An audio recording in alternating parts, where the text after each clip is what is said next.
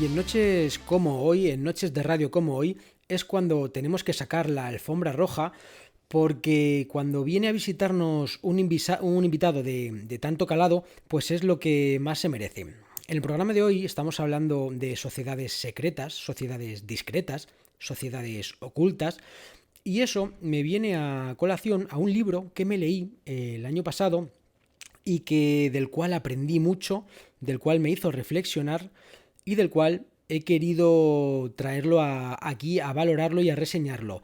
No en vano, tenemos aquí al otro lado de las ondas a su autor, Javier Nicolás. Hola, muy buenas, ¿qué tal?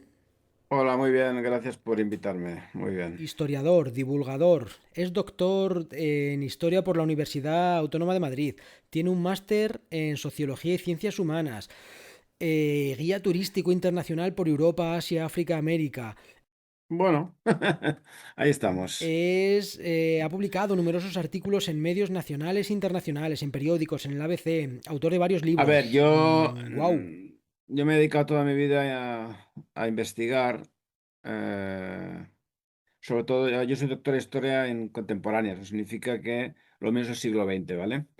Entonces, básicamente, lo que a mí me interesa es desde la Primera Guerra Mundial, 1914, hasta el fin de la Segunda, en 1945, ¿vale? O sea, son unos 30 años que es la horquilla que yo trato, ¿vale? Dentro de esa horquilla, pues fíjate tú, hay muchas cosas, desde la Primera Guerra Mundial, la Revolución Rusa, el comunismo, la Guerra Civil Española, el Tercer Reich, los fascismos y la Segunda Guerra Mundial, o sea que no está mal, ¿no? No, que vas, y además es un tema súper amplio. Muy amplio, sí, sí. Entonces, yo, dentro de todos estos, yo he tratado todos estos temas, ¿vale? Pero donde yo me especialicé sobre todo es en el Tercer Reich. Entonces, la Alemania de los años 20 hasta el 45, que acaba la guerra. Y a raíz de eso, pues yo he ido, me paso la vida en los archivos alemanes, la verdad. Y bueno, pues voy recabando información de primera mano, que es lo que interesa. Y entonces, normalmente este libro del que estamos hablando ahora, el de Sociedades Secretas, este libro no tiene mucho que, bueno, no es que no tenga mucho que ver, no está dentro de mi línea de investigación histórica, ¿vale? O sea, pero esto surge de que yo estoy investigando un tema que no sé si tus oyentes estarán acostumbrados a este término, que es la Ahnenerbe. Si quieres voy a explicar 2 minutos para que sepamos de qué va esto. Sí, sí, por supuesto. La Ahnenerbe es, como su nombre indica, Ahnenerbe es la sociedad ancestral, sociedad, o sea, de nuestros ancestros, ¿no? Y entonces, de alguna manera, fue una sociedad que se creó durante el Tercer Reich, en el año 35 concretamente, es decir, 2 años después de la llegada al poder del líder, y murió en el 45, es decir, que 10 años estuvo solamente en pie, encima de los cuales 6 en guerra, ¿vale? Entonces, esta sociedad en Enerve, de la cual yo soy un especialista y estoy escribiendo mi obra magna, que es pues un libro Generalidades de la Enerve, trata de buscar el pasado germánico en Alemania, ¿de acuerdo? Piensa que lo funda Himmler, ¿vale? El jefe de la SS. Entonces, que él a su vez había creado una sociedad, podemos llamar secreta, que era la Orden Negra, dentro de la SS, ¿no? Y entonces a él le interesaban muchos estos temas, un poco, si quieres, esotéricos, ocultistas y demás, cosa que a su jefe no, ¿vale? Eso iba a preguntarte. Bueno, entonces a su jefe Sí, iba a sí, preguntarte, a él no le no, interesaba nada. no le interesaba absolutamente nada, nada de nada. Pues mira que eso siempre se cuenta, que igual que Himmler estaba muy Claro, interesado en temas esotéricos, nada, a Hitler que a lo mejor... Esa siempre es nada. una duda que yo tenía. Eso es una filfa. Además, te lo digo con seguridad, ¿eh? No es que, a ver, yo no es que sea la Biblia, pero bueno, tengo 66 años, ay, perdón, 65, ya me estoy echando de más. Entonces, llevo aproximadamente desde los 16 investigando estos temas. Estamos hablando de casi 50 años, ¿vale? Yo he conocido, esto lo he dicho muchas veces, a gente que sobrevivió al Tercer Reich, ¿no? Desde el sucesor de Hitler, el gran almirante Dönitz, hasta la hija de Himmler o Leni Riefenstahl, bueno, a un montón de gente de esa época, ¿no? Entonces, cuando digo que al líder no le interesaban estas cosas, lo digo con total seguridad. Y además, en un par de discursos, él ya rechazó todas estas historias, no le interesaban nada. Sin embargo, a Himmler sí, al jefe de la SS muchísimo. Y él fue el que crea en el año 35 la Ahnenerbe, ¿vale? La herencia de los antepasados. ¿Y qué es eso? Bueno, pues eso, buscar el pasado germánico, ¿qué significa? Él crea más de 40 50 departamentos de todo tipo en el que se va a rebuscar ese pasado germánico que había en Alemania siglos y milenios atrás, ¿vale? Los germanos.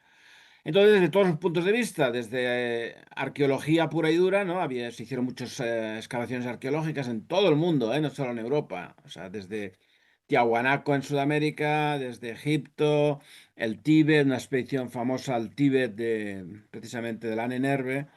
Luego había el departamento de historia, de filología, de canciones populares, de tradiciones, de arquitectura. Bueno, era impresionante, ¿no? Esta sociedad Ahnenerbe, que se ha hablado mucho y mal. También si te metes tú en internet y pones Ahnenerbe, la de tonterías que dicen es bastante importante, ¿no? Sí, sí, Entonces, vamos, te puedes encontrar a cualquiera eso es. hablándote de Ah, fantasía, sí. alienígenas, fantasía, sí. Ese. Bueno, para acabar con Ahnenerbe, ¿por qué vengo al libro de las sociedades secretas? Es lo que quería explicar, ¿no? Entonces, cuando yo estoy investigando la Ahnenerbe, que llevo ya más de 20 años, resulta que estoy viendo que hay cosas paralelas que son muy de sociedades secretas. Entre ellas, que luego hablaremos, supongo que es la que más te puede interesar, o la que puede interesar a los oyentes, la sociedad Thule, de la cual también se ha dicho demasiadas cosas falsas. Bueno, entonces, bueno, pues sí que es verdad que hubo una serie de sociedades que yo mientras estaba investigando la NRB me iban saliendo y claro, al final tenía un volumen de información sobre sociedades secretas que le dije a mi editor, oye, creo que valdría la pena sacar un libro sobre este tema, ¿vale? Entonces, las sociedades secretas en Europa surgen todas a mitad del siglo XIX y acaban casi todas después de la Segunda Guerra Mundial, ¿vale? Entonces, su gran florecimiento es final del XIX y sobre todo los años 20 del siglo XX, ¿vale? Ahí están todas, todas. Y cuando digo todas. Porque yo aquí en mi libro, además tú lo has leído, lo sabes, no toco la masonería, o muy de refilón, Sí, muy ¿vale? de soslayo. Eso es, porque claro, las sociedades masónicas ya ni te cuento las que había, bueno, brutal, sobre todo en Inglaterra y en Francia, ¿no? Eso no lo toco porque me voy a lo raro, a lo más inédito, ¿no? Entonces, la verdad es que las sociedades estas de las cuales yo trato en estos capítulos, que son unos 20 capítulos más o menos, dedico un capítulo a cada una de estas sociedades, como bien has leído, algunas rarísimas, algunas que nunca se había hablado de ellas, no ya solo en España, sino incluso en Alemania, ¿vale? Como sabes, este es el primer volumen de las sociedades secretas y ocultistas. Este está dedicado a las sociedades alemanas, ¿sí? Y yo quiero, a ver, el año que viene, quiero sacar el volumen 2, que es las sociedades francesas y de refilón las españolas, que hay algunas, y italianas, ¿vale? Pero sobre todo francesas, que son las más importantes. Y el volumen 3, pues dentro de 2 años, será el de movimiento anglosajón, lo que es ya en Inglaterra, ¿de acuerdo? Entonces, un poco, esta es la explicación de por qué yo hago este libro sin yo ser un experto en el mundo esotérico. No sé si me he explicado, ¿no? Pero como tenía esa información inédita, hago este libro.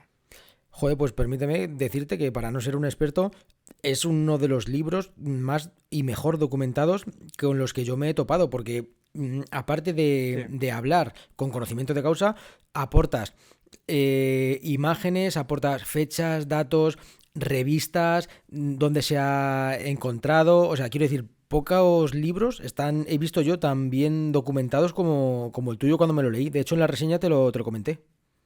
Sí, sí, no, no, sí, lo cortés no quita lo valiente. El que yo no sea un especialista en el mundo esotérico no significa que no conozca ese mundo, obviamente. Entonces, pero sí me pareció, no, no, lo que dices es cierto y te lo agradezco. La verdad es que la documentación aportada no está mal. Yo llevo de los 50 años, a ver, pues llevo 50 años, o bueno, 45, coleccionando cosas. Bueno, coleccionando no me gusta la palabra coleccionar, recopilando, ¿vale? Sobre todo revistas, diarios, por supuesto libros, los testimonios que yo he alcanzado de viva voce, los archivos. Entonces, claro, al final tengo una documentación de miles de documentos sobre todo el tema, muchos temas, ¿vale? Entonces, efectivamente, en este libro sí que sale una documentación realmente, ¿qué te digo, eh? ¿Cómo quieres que te llama? ¿Cómo que te llame? Benito, Johnny. Johnny, vale. No, no, por eso siempre pregunto.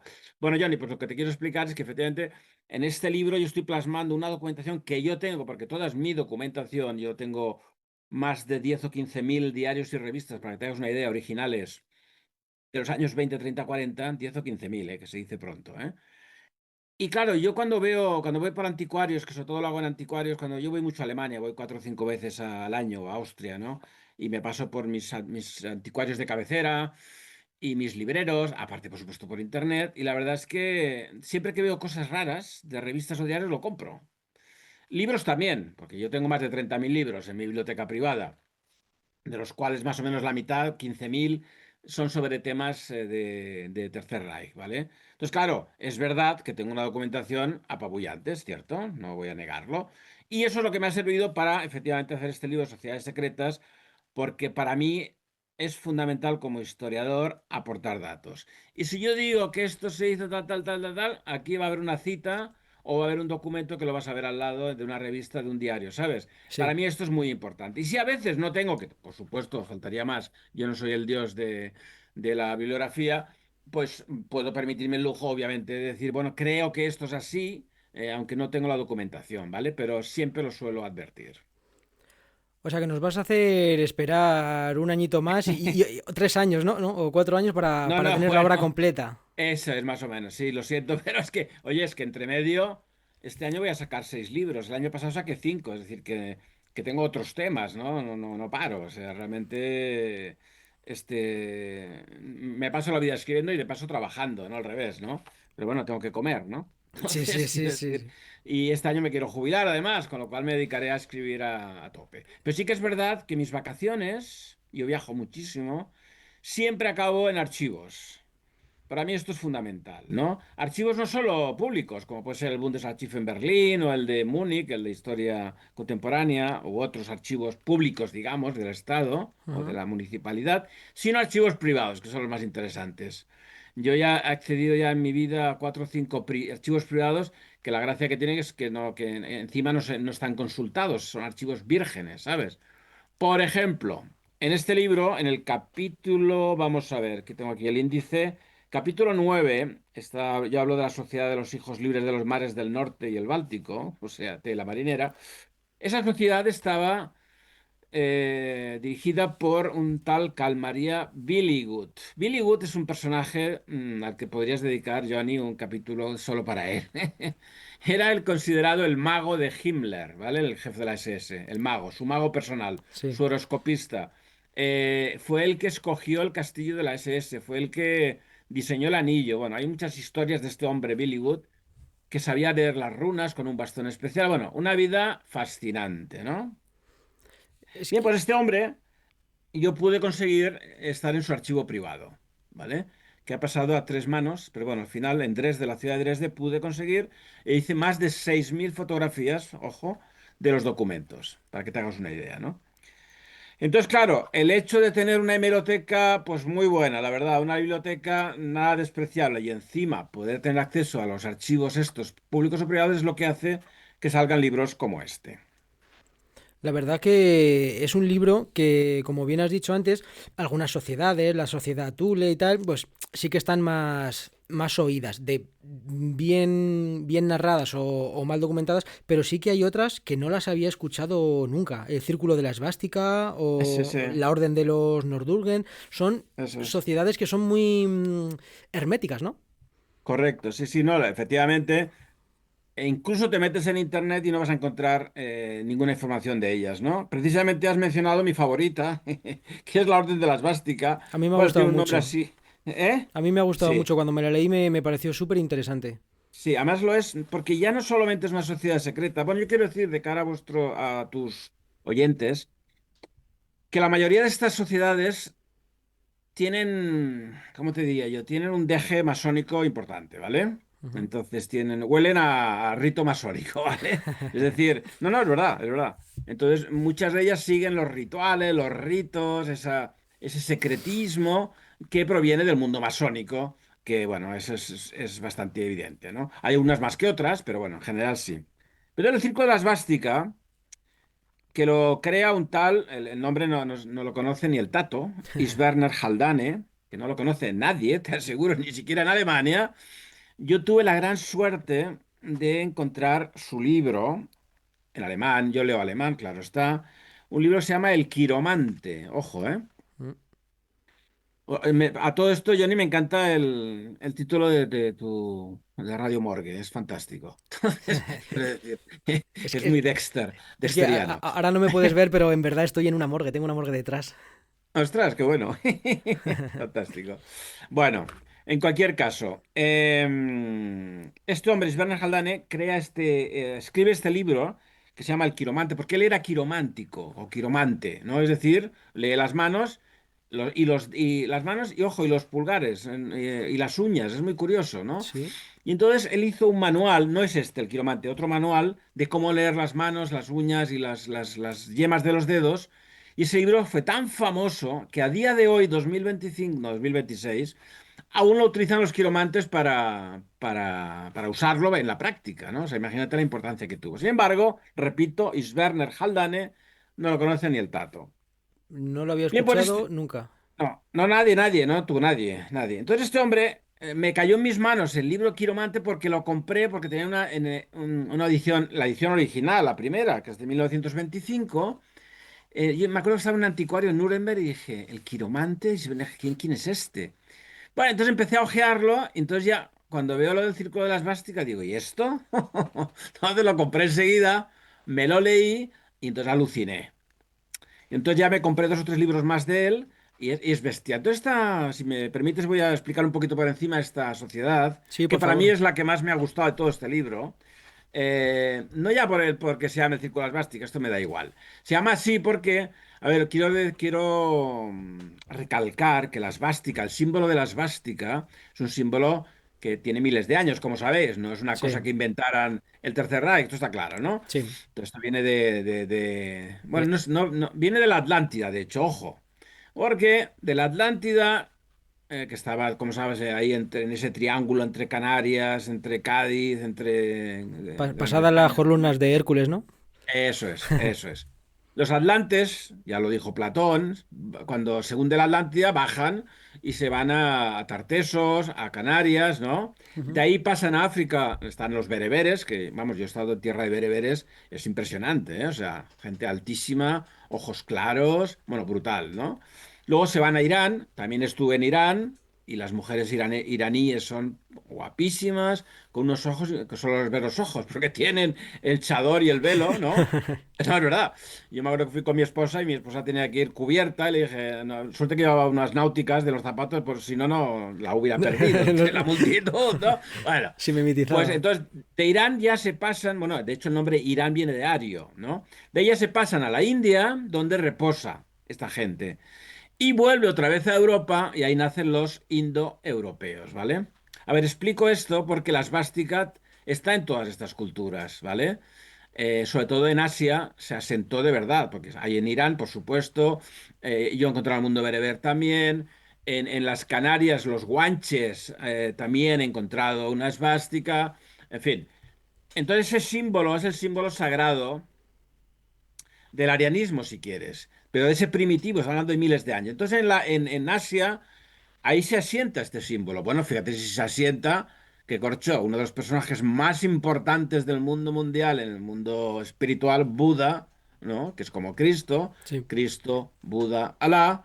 Bueno, pues Buda en la India, porque el budismo nace en la India, aunque luego prácticamente se desecha, se expulsa de la India y ahora está en China, Japón, Corea, etcétera. El símbolo de la iluminación de Buda, cuando Buda llega al nirvana, el símbolo que aparece es la svástica. Ujú. O sea, imagínate la importancia que tiene ese símbolo, ¿no? Los indoeuropeos la vuelven a traer a Europa, vienen a Europa, los indoeuropeos, y entonces se desparraman, sobre todo por el centro de Europa, que son los antiguos germanos, y evidentemente utilizan la esvástica. Sí. Entonces, cuando Isberner Haldane, este del Circo de la Esvástica, coge la esvástica, obviamente estamos hablando del año 20, cuando el partido nazi no sabía, nacía en ese momento, o sea, no existía. Entonces, el círculo de la esvástica no se refiere a la esvástica nazi. Esto que quede claro, ¿vale, Johnny? Bueno, creo que esto les puede interesar a los oyentes, ¿no? Aunque, no sé, me parece Sí, un tema interesante. vamos, a mí por lo menos, yo que hago el programa Ya. para mí, entonces a mí me interesa. Luego, si a los Vale, oyentes vale. les interesa, pues va después.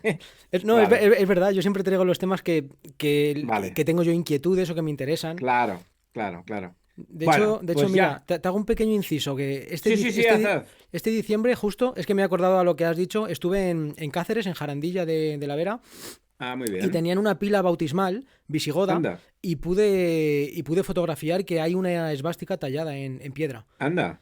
Qué Y bueno. me acabo de acordar, como acorde de lo que estabas Ostras. diciendo.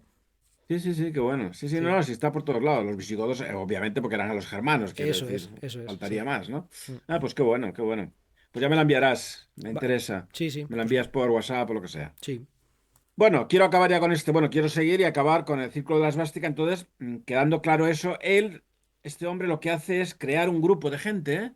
Bueno, crea una comunidad de gente, que es más importante que un grupo. Una comunidad, y de hecho se va a una isla, yo he estado ahí, una isla y luego una península, donde él crea su centro, su grupo de gente muy especial, ¿vale? Cada una de las casas tenía una esvástica pintada. Hoy en día eso ya no existe, obviamente.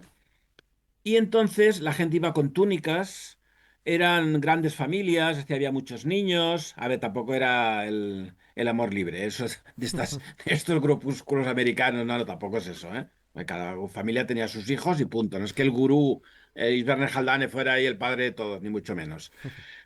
Y entonces sí que la gracia de la comunidad del Círculo de la Esvástica era que en esa comunidad, en ese grupo de gente con sus casitas, su lago, etcétera, vivían una vida totalmente alejada del mundanal ruido. O sea, era una vida rural. Ahí nace muchas de las cosas que luego se implantarían, pues, desde el veganismo, ¿cómo se llama? La manera ya lo diré. Bueno, es igual. La vida natural, sin tomar nada que sea tóxico, como sea alcohol, tabaco, medicinas, no. Todo era, ¿cómo se llama esto de la medicina que son con unas pastillitas? No, La pastillitas, no, unas bolitas. La, alternativa no. no, es una. Bueno, ya me saldrá, es igual. En cualquier caso, era este mundo vegetariano, vegano incluso, ¿no? En el que el respeto a la vida, a los animales, entonces muy cultural. Es verdad que luego metían sus cosas esotéricas porque las tenía como la quiromancia, como el espiritismo, como lecturas de runas, o sea, las runas eran muy importantes, entonces pues se leían las runas. Eh, digamos, era una comunidad muy curiosa y sobre todo y ante todo esta comunidad era de raíz cristiana, curiosamente, ojo, ¿eh? Sí, Porque la gracia de muchas de estas sociedades, sí, de estas sociedades secretas, esotéricas, lo que hacen es, fíjate tú, al revés, o sea, hace la contrarreforma. O sea, te recuerdo que cuando existía el paganismo al principio de los tiempos, ¿no? Irrumpe el cristianismo y ¿qué hace el cristianismo? Copia sí, cosas del paganismo, ¿no? Y se las adapta al cristianismo, ¿correcto? sí, sí. Muchas, desde la crucifixión de Cristo, el día de Navidad, muchas La festividades, Trinidad, todo. la Trinidad, los santos, que los santos no dejan de saberse los héroes, bueno, en fin. Pues estos hacen al contrario. Cogen el cristianismo y lo vuelven a paganizar. Es muy interesante esa vuelta, ¿sabes? Esa vuelta atrás. Y entonces esta gente, pues, cuidado, tenía hasta su credo, digamos, personal, que era como el credo cristiano, yo creo, etcétera, ¿no? Solo que adaptado a ellos, ¿no? Era muy curioso. Lo que pasa que, claro, esto tenía fecha de caducidad. Esta, digamos, sociedad de la esvástica, porque cuando se muere él, se acabó el invento. Entonces, quiero decir, duró lo que duró Sverner Haldane, ¿no? Entonces, fueron nada, una década simplemente. Sí que es verdad que eso creó, por supuesto, un pozo importante, ¿no? Y cuando muere este hombre, pues el círculo desaparece al cabo de unos años y se difumina y se disuelve en otras muchas sociedades de las que hablo en mi libro. ¿Eh? yo quería preguntarte, porque si hablamos de pensamiento mágico, ¿no? Esotérico, Sí, parece que estamos hablando de la prehistoria o del siglo XVI, con las brujas, con los mitos, con las leyendas, pero vemos en tu libro que el pensamiento mágico estaba muy, muy presente también en el siglo XIX y sobre todo a principios del siglo XX. correcto, sí, sí, sí. A ver, como sabes, hay la famosa, la señora aquella, la Blavatsky, ¿no? Mm. Eh, y la teosofía de Blavatsky y del, ¿cómo se llama? Y del, este suizo, el... Qué fatal, me estoy volviendo viejo ya con los nombres. Bueno. Es que son muchas cosas. Esos son muchos nombres, sí. Bueno, la cuestión, la teosofía que inventa este alemán y la Blavatsky, ¿no? Pues bueno, eso hace que haya una corriente en Europa en esos años 10, 20 brutal, ¿vale? El punto, digamos, que hacen estas sociedades secretas de las que yo trato es un punto más todavía, que es lo que se llama la ariosofía, ojo, ¿vale? O el ariocristianismo, porque lo que hacen es introducir el elemento ario, ¿vale? El elemento ario no es que sean rubios, altos, ojos azules, sino simplemente es el concepto ario de los indoarios, es decir, la diferencia entre el, digamos, el fenotipo, el racialmente del blanco frente al semita, que también pueden ser blancos, obviamente, ¿no? Ujú. Bueno, eso es otro tema que tampoco voy a tratar aquí, pero efectivamente... El punto mágico es impresionante. Es decir, ya hemos hablado de los rituales secretos, digamos, tipo masónicos, que se están, pero es que hay muchos más, ¿eh? Aquí en estas sociedades se fomenta el espiritismo, que vamos, en aquella época no había televisión, ¿no? Entonces por eso, no, es verdad, la gente se entretenía, pues muchos se afiliaron a sociedades secretas, bueno, porque tenía ese gustillo por lo curioso, ¿no? El invocar a los espíritus, la ouija, ¿no? La Lo, tabla, lo la prohibido, ¿no? mesa, eso es, eso es. Las reuniones así en círculo, convocar al diablo, porque claro, otra de las cosas curiosas de esta magia que vemos en estas sociedades es que Lucifer, Lucifer es un ángel, es el ángel caído, pero no deja de ser un ángel, ¿vale? Entonces la gnosis del Lucifer es muy interesante porque muchas sociedades captan a Lucifer como el ángel caído, pero no como el diablo, ¿vale? Porque claro, entonces serían sociedades satanistas, que también había, Sí, obviamente. sí. Entonces, esta manera, como diría yo, de reivindicar a Lucifer es muy curiosa. Bueno, había hasta una revista que se llamaba Lucifer, o sea, y muy famosa además, ¿eh? Pero claro, reivindican la parte buena del diablo, que es cuando era ángel, ¿no? Que cayó debido, bueno, a una serie de circunstancias, pero quiero recordar que Lucifer, Luzbel, viene de luz. O sea, era la luz, ¿no? Por eso dicen la gema que cae, ¿no? Era el portador de la luz. Y claro, ahí se agarran estas sociedades para ese aspecto mágico y curioso, sin caer en el satanismo, ¿vale? Entonces, bueno, luego tenían una serie de rituales, pues en cuevas, en claustros góticos o románicos, esas reuniones con las túnicas, con los cantos a media voz, empleando mucho gregoriano. Por ejemplo, hay una de las órdenes que hablo, la de los nuevos templarios. Es impresionante, ¿no? Como sus rituales, siempre, repito, con raíces cristianas, pero paganizadas, en la que, bueno, que se echaban las runas, se leían las runas, se hacían expediciones a los sitios sagrados como Externsteine, ¿no? Donde está el trono de Wotan en Alemania. La verdad es que es un mundo, no deja de ser curioso y a la gente le gustaba y bueno, pues ahí está, ¿no? Entonces es un poco lo que trato yo ojo, yo trato de 20 órdenes, pero hay más, ¿eh? Hablo de las que a mí me han parecido más interesantes, pero había centenares de sociedades secretas y ocultistas, ¿vale? Siempre previas al Tercer Reich, antes del 33, porque como sabes, justo cuando llega al poder el amigo austriaco, él prohíbe las sociedades secretas. Deja solo unas cuantas, ¿vale? Pero, ¿qué pasa? Que cuando el vuelo de Rudolf Hess en el año 41 a Inglaterra, que fue a ofrecer la paz, ¿te acuerdas? Que lo detuvieron y estuvo en Spandau en la cárcel hasta que fue el único, ¿cómo se llama?, prisionero en Spandau, hasta que lo asesinaron en el año 84, ¿fue? 84, creo, sí. Bueno, es igual. Entonces, cuando el vuelo de Hess, como Hess sí, al igual que Himmler, eran muy interesados en los horóscopos, ahí, a través de la SS de Heydrich y Himmler, acaban de prohibir Y bueno, de hecho meten en campos de concentración a todos los magos, a todas las brujas, a todo lo que huela a cosa rara. Cierran todas las que quedaban y se acabó el esoterismo del Tercer Reich. Muy curioso esto, ¿eh? Fíjate que lo de los horóscopos, también se ha hablado mucha fantasía de que había un horoscopista que se iba ahí con la Royal Air Force inglesa y en un mapa él con un péndulo, no sé qué, va, eso es pura fantasía. Pero sí que había muchos horoscopistas. Rudolf Hess, segundo de a bordo, Himmler, tenían sus horoscopistas privados. Lo del péndulo, lo de la radiestesia, Sí. ¿sabes qué es lo de buscar el agua, ¿no? Sí, ¿Cómo se llaman? Los zahoríes, ¿no? sí, con el palo. Eso es, que yo lo he visto, yo lo he practicado, es alucinante. O sea, yo me acuerdo en la Catedral de Burgos, fíjate tú, tenía un grupo de franceses de una sociedad secreta muy ligada a la radiestesia y todos iban con sus palos. No nos echaron de las catedrales, porque estuvimos en León, en Burgos, en varias, en Toledo. No nos echaban, tú fíjate, un grupo de 8 o 10 personas en el claustro ahí Buscando.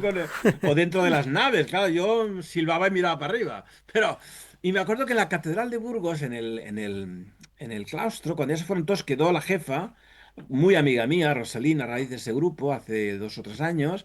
Le dije, oye, ¿puedo probar esto? Porque tú sabes, Johnny, que todas las catedrales europeas, las góticas y las románicas, y los templos paganos, todos están hechos sobre una corriente de agua. Eso es así.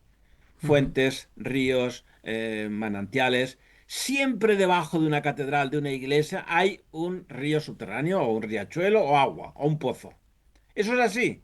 Esto me lo explicaba esta mujer, pero también lo he leído, ¿no? Y le dije, oye, ¿puedo yo probar esto? Es que me hacía gracia, ¿no? Entonces me da el palo y me dice, Vete por este caminito, en el claustro de Burgos. Por ahí voy, y de repente, créeme, Johnny, ¡pum! Se me tira para arriba con una violencia el palo, o Sí. sea, lo que es la punta hacia mí. Digo, ostras. Y me dice ella, tira para atrás. Tiro para atrás y ¡boom! Vuelve otra vez. Oye, créeme que no fui yo. Vamos, yo no llama, yo soy muy escéptico. Y me dijo, ahí hay una corriente de agua muy fuerte. Bueno, Bueno, y me ha llamado la atención también el papel fundamental que tiene la propaganda. Porque compartes un montón de revistas, de fanzines, y quería preguntarte hasta qué punto influyó en crear esa corriente de pensamiento, no sé si dirigido o mágico, o captar adeptos de la gente, pues eso, las revistas o las impresiones. A ver, indudablemente estamos hablando de esa época en la que digamos, la gente para estar al día de las cosas o para enterarse era sobre todo la prensa escrita, ¿no? La radio todavía no era en los años 10, 20, pues todavía no estaba, hasta que en los años 30 fue la gran implosión de la radio, ¿no? Entonces, efectivamente, la gente estaba muy interesada en diarios, revistas y libros, claro. Entonces, claro, el libro es una cosa mucho más, digamos, más concreta y más, digamos, sale de vez en cuando. En cambio, una revista o un diario son semanales o diarios, ¿no? Como dice la propia palabra. Entonces, efectivamente, la gente se suscribía, porque todas estas sociedades tenían sus miembros y tenían sus revistas, cada una de ellas, ¿no? Sí. Entonces, las revistas era muy importante a la hora de comunicarse con sus socios, con sus miembros que estaban por toda Alemania o por toda Francia o por donde fuera, ¿no? Entonces, los artículos de fondo, los artículos de las noticias, de las reuniones que hacían, porque sí que es verdad que estas sociedades se reunían muchísimo a hacer excursiones los fines de semana, ¿sabes? Entonces, claro, la revista era el elemento aglutinador de todo ello, era fundamental. Por eso, aparte de las imágenes, claro, que te están dando imágenes, te están dando horóscopos, te están dando constelaciones, ¿sabes? Entonces todo eso era muy importante a la hora de poder comunicarse entre los miembros, entre la jefatura y los miembros, por eso, ¿eh? ¿Y hasta qué punto crees tú que las sociedades buscaban poder político o lo que de verdad buscaban era motivación espiritual? Esa es muy buena pregunta. A ver, estas concretas sociedades secretas, sin hablar de las masónicas, que esas sí que van directas al poder, ¿no? Las sociedades masónicas hasta el día de hoy.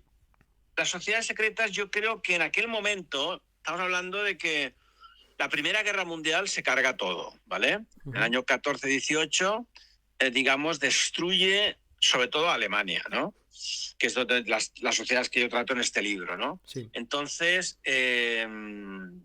lo que se estaba creando eran grupos no ya de poder para echar a los políticos, sino sobre todo de conciencia. Es decir, crear una conciencia nacional, ahí después del 18, que es cuando, por ejemplo, surge la sociedad Thule, ¿no? Sí. En el 18. Entonces, eran esas sociedades en los años 20 que buscaban el crear una conciencia, el crear unos grupos de gente, de jóvenes o no tan jóvenes, que mantuvieran la espiritualidad que la habían machacado con la derrota de la Primera Guerra Mundial, que fue brutal, ¿no? Entonces, de alguna manera, su intención no era llegar al poder, sino crear un espíritu nacionalista, folclórico, tradicional, muy alemán, ¿vale? Entonces, por eso buscar las raíces, volver al campo, el mundo rural, porque las ciudades es el hervidero de toda la basura, de toda la politiquería, el parlamentarismo, el crimen. Entonces, las sociedades estas quieren crear y crean, de hecho, ese caldo de cultivo que luego utilizarían, obviamente, el Partido Nacional Socialista o incluso el Partido Comunista o el Partido Socialista, pero sobre todo el Partido Nacional Socialista, porque ya la gente ya tiene una orientación muy a lo que era el nacionalsocialismo, ¿no? Entonces, pues bueno, fue el caldo de cultivo esas sociedades secretas, ¿vale? ¿Y estas sociedades son como nos las pintan en la televisión? O, quiero decir, a mí me hablan de sociedades secretas y me imagino gente con túnicas, velas, orgías, sacrificios, reuniones con candelabros en un castillo abandonado. ¿Esto era así? Vale, efectivamente, sí que muchas de ellas tenían esta parte, ¿vale? De vez en cuando tenían sus reuniones, porque de hecho a la gente le gustaba, le iba a esta marcha. Es verdad, cierto, las velitas, las túnicas, los símbolos, las runas, la oscuridad, un sitio mágico, un sitio emblemático, ¿sabes? Un castillo, Sí. una cueva, ¿sabes? Es cierto que sí que muchas de ellas tenían esta parafernalia, pero el día a día no era así, obviamente. El día a día era la gente normal, pues que pagaba sus cuotas, que leía la revista, que se reunían para ir de excursión a ver un yacimiento, que iban de excursión a ver un museo, ¿vale? Pero sí que tenían... A ver, también te cuento, Johnny, que igual que la sociedad Thule, todas las sociedades secretas, absolutamente todas son dobles, ¿vale? Tienes la sociedad esotérica, que es la oculta, y Sí. tienes la sociedad exotérica, que es la visible. Por ejemplo, la sociedad Thule, la visible, la exotérica era sociedad Thule, pero la interna era la orden germánica, ¿vale? Que esa es la que iba por debajo, más oculta, y la que hacía más rituales. Entonces, de esa doble sociedad de cada una de ellas, la esotérica, la más misteriosa, si quieres, es la que hacía esos rituales. En cambio, la otra era pues la que hacía conciertos, conferencias, charlas, viajes, ¿vale? Esa doble vida que tenía cada una de estas sociedades. ¿Y quién iba de una a otra? A ver, la normal, la visible, la exotérica, la sociedad Thule, captaba miembros, y entonces una vez los miembros ya los tenían ahí, veían quiénes eran los más potencialmente interesantes para que pudieran formar parte de la otra, de la esotérica, porque era la más poderosa, la que pues hacían cadena de favores, la que había industriales, la que había políticos, en fin, gente más interesante o más importante o más útil, ¿vale? Entonces sí que se utilizaba esta parafernalia que tú dices, pero más bien en la vertiente esotérica de cada una de las sociedades. De puertas para adentro, digamos, entre miembros. Eso es. Bueno, hablamos de unos 40 minutos, pero tengo tantas cosas que preguntarte. Bueno, podemos seguir un poquito más. A ver, si quieres, Venga, hemos hablado de la sociedad Brill, por ejemplo. Venga, vamos a hablar. Cuéntame sobre ella y te hago un par de preguntillas más y ya. Vale, mira, la sociedad Brill, que también es otra sociedad que, como la sociedad Thule, se han dicho más mentiras y fábulas y fantasías, pero exagerado, ¿eh? Miles y miles de páginas en internet. La sociedad Brill, que además yo aquí en mi libro demuestro o creo demostrar que ni siquiera existió, o sea, para que veas, ¿no? Entonces esta sociedad Brill se supone que se creó en el año, sí, justo cuando acaba la Primera Guerra Mundial, y hay una señora que es la que supuestamente es la que maneja todo el cotarro. No sé si has visto las fotos de esta señora, Sí, que tiene un pelo largo, sí, porque, digamos, la gracia era que las mujeres, había un grupo de mujeres que tenían el pelo largo, ¿vale?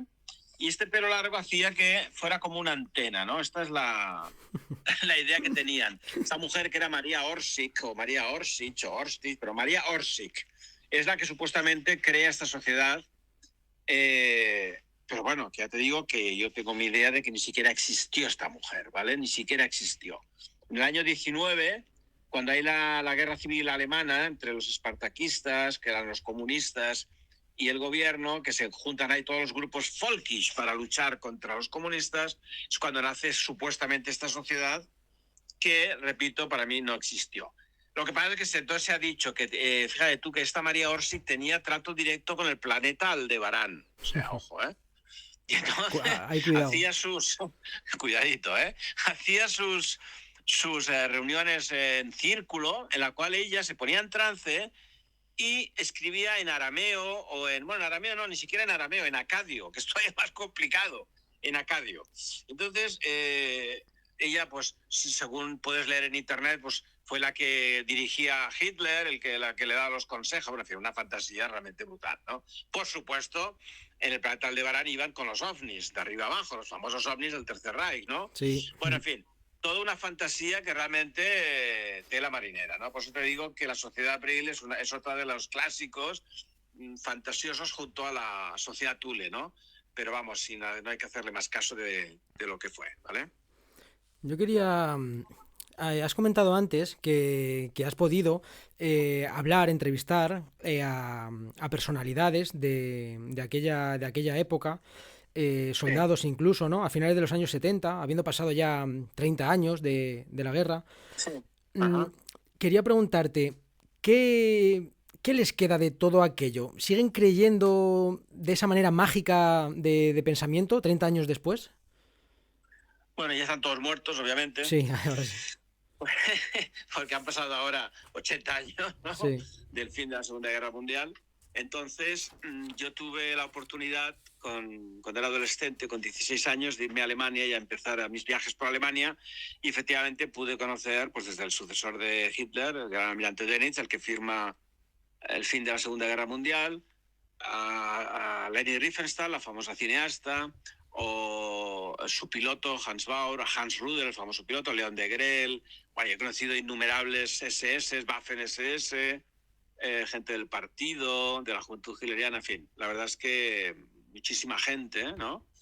Y entonces lo que tú me preguntas, sí que te puedo decir que en un elevado porcentaje, más del 90%, fíjate lo que te estoy diciendo, Sí. seguían igual, pensando igual que cuando estaban allí en los años 30-40. Es decir, que ellos eran conscientes de que la guerra que perdieron, la Segunda Guerra Mundial, fue una gran conspiración de muchos países para acabar con un país, Alemania, el Tercer Reich, que funcionaba bien, que, digamos, socialmente... al margen de las cosas que se dicen aparte. Bueno, yo te estoy hablando de la organización del Estado en sí, ¿vale? Sí. Un Estado que funcionaba. En los 6 años de paz, del año 33 al 39, pues es verdad que la industria creció, se inventaron las autopistas, los coches utilitarios, bueno, y había trabajo, en fin, la vida era muy artística, era impresionante. Entonces, claro, luego viene la guerra. Pues claro, en la guerra se implican todos, porque están viendo que los comunistas, corcho, están ahí a la derecha, para que luego también atacan por la izquierda, los ingleses. Pero es verdad que ellos ven que como no ganen la guerra, los van a aplastar, como así pasó, ¿no? Entonces, fíjate tú que luego la famosa frase de Churchill, ¿no? Hemos matado al cerdo equivocado, ¿no? Refiriéndose a Stalin, que tenían que haber luchado contra Stalin y no contra Hitler. Bueno, la cuestión... Lo que me preguntas tú de la magia, efectivamente, con la magia o ese pensamiento... El pensamiento mágico, más que magia. Sí, sí. Bueno, lo tenían indudablemente, sobre todo, no en los primeros años, porque eso fue tan duro que no hablaban para nada, en los años 50, aunque, tú, 2 personajes a los cuales yo conocí, que fue el general Remmer, el que abortó el atentado del 20 de julio del 44, la Operación Valkyria, la aborta él, y luego el jefe de la Junta, Jan Axmann, intentaron reconstruir el partido nazi en los años 50. No les dejaron, claro. Pero en los años 70, cuando yo les conozco, años en final de los 70, principios de los 80, seguían siendo fieles, leales a esa idea, a ese mundo. Sí, que además es como era una burbuja. Realmente era como decir, estamos viviendo en una situación que realmente ni antes ni después va a existir, ¿no? Entonces ellos creían firmemente en ello, vamos, pero a pie juntillas, ¿eh? En aquel ideal, ¿no? En aquel, Eso es, en eso aquello en es, lo que eso es. estaban metidos. Correcto, correcto, correcto. Bueno, pues ya para terminar, quería preguntarte algo. No sé si estoy errado. La sociedad Thule abogaba o decía que el origen de la raza aria puede ser que viniera de arriba, del Ártico, de Groenlandia, ¿o estoy yo errado? Bueno, sí, ahora que el amigo Trump quiere cogerla, Es ¿no? eso, ahí iba. Quería decir que ahora que están todas las miradas puestas en ese punto geoestratégico, Ya, por ahí claro. quería abordar la pregunta. A ver, hay un pensador que es Tilak, Tilak, Tilak, que hizo precisamente esa propuesta, es decir, de que todo el origen viene de los países nórdicos, Groenlandia, Islandia, de ahí, de esa zona.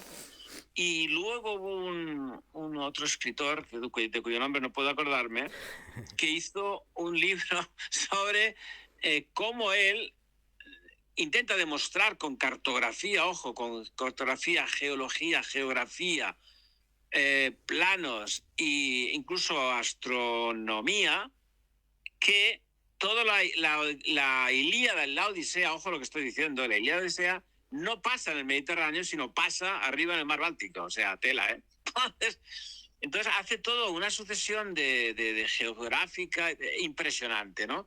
Siempre yendo a parar a las tesis del Tilak, que te digo, Tilak, que, bueno, es otra teoría más, ¿por qué no? Hay la de la Atlántida, ¿no? Sí. La de los indoarios, europeos, y luego ahí está, efectivamente. A ver, sí que es verdad que Groenlandia, que viene de Greenland, green, es verde, en su momento estuvo poblada, claro. Sí. O sea, fue una tierra verde, ¿no? Igual que existía la Atlántida, estaba Groenlandia como tierra en la cual podía vivir la gente. Luego ya hubo la época de glaciación y se acabó el tema, ¿no? Ujú. Entonces es muy probable que eso que dicen ellos, la teoría, de que de allí, de cuando eso era verde, Greenland, Groenlandia, pues hubo una civilización que fue la que cuando viene la glaciación se baja a Centro Europa, ¿no? Digamos, al continente europeo. Y te digo más, hay otra teoría que dice que siguieron bajando y crean Grecia y Roma. Por eso dicen en las esculturas griegas y romanas tienen poco de fenotipo griego y sí mucho de fenotipo ario, si me apuras, ¿no? Del norte, ¿no? Sí. Las estatuas de Finias, todo eso, son rostros realmente germánicos, ¿no? Ujú. Entonces, para que veas que efectivamente la pregunta tuya es muy buena, pero ¿cómo enlaza con toda esa teoría del norte?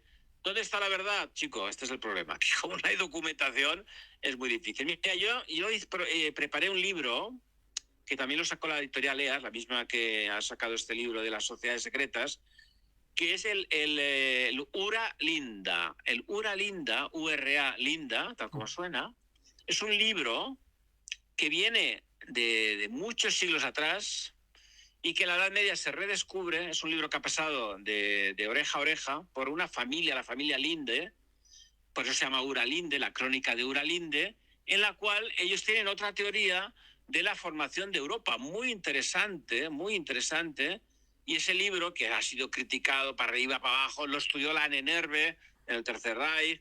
La verdad es que la crónica de Urolinde es un libro a tener en cuenta y a leer, porque es otra teoría que habla de cómo se forma Europa a partir de una sociedad matriarcal, de los dioses, en fin. Hay que leerlo, hay que leerlo. Ura Pues Linda de la eso. editorial EAS.